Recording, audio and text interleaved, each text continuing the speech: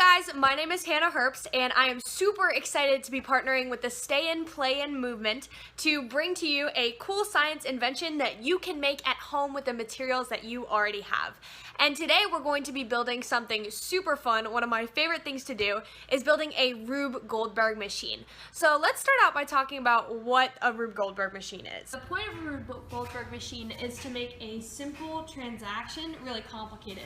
So what we could do is skip all these steps and just put the cup into the ball.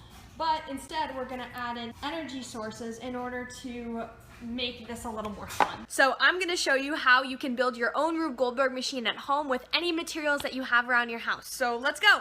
So the first thing you're going to want to do is grab some toys and games from around your house. This is what I came up with. Don't feel like you have to have the same stuff as me. Grab everything you can and get ready to build.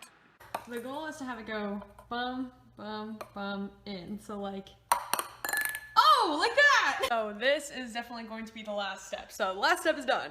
Yay! Okay. So when you're building your Rube Goldberg machines, keep in mind that you're using kinetic and potential energy to do each of these transactions. So you can use different materials to make these objects move, but really what's making them move is the potential and kinetic energy. Also keep in mind that my Rube Goldberg machine did not work the first time through. I had to scrap an idea halfway through and try another process. So don't be afraid to fail, get creative, and use your imagination. Feel free to try new ideas and experiment. The way this works is you start out by touching the Jenga block. It causes this path to go. It hits this, which pushes this finger down by knocking that over, and then hits the car. The car goes down the ramp and hits the ping pong ball. The ping pong ball goes between the flags, down the chute, and onto here, where it hits each paddle and then lands in this cup. Okay, attempt number 1.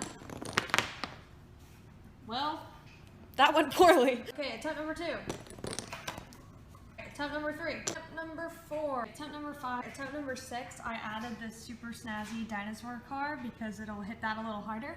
And switch this into a lever, so once it hits, hopefully the car will go right down. So, here we go. Yay! Okay, the car part's working, but he went off to the side. Let's try again.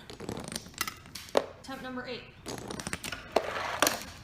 Oh, it hit the ping pong ball too hard. Attempt number 9, I think. Oh, it doesn't work. Oh.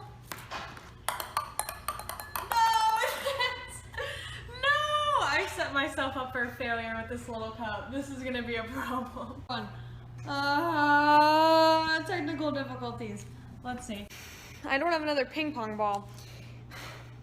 Unfortunately, due to the breakage of my ping pong ball, this was the most successful attempt. I ended up having to put 2 videos together and use some moving magic to show you guys the whole Rube Goldberg machine working. I really hope you enjoyed and that you'll try this at home and show me your successful machines. Thank you guys so much for watching my sort of successful attempt at a Rube Goldberg machine. I hope that you'll have fun creating your own Rube Goldberg machines at home, and make sure to tag me and Stay In, Play In on all of your attempts so that we can see them. Thank you to the fantastic kids organizing the Stay In, Play In effort, and I hope that you guys have so much fun learning about how energy moves and how we can make simple processes a little more fun and complicated. Stay safe, stay healthy, and have fun.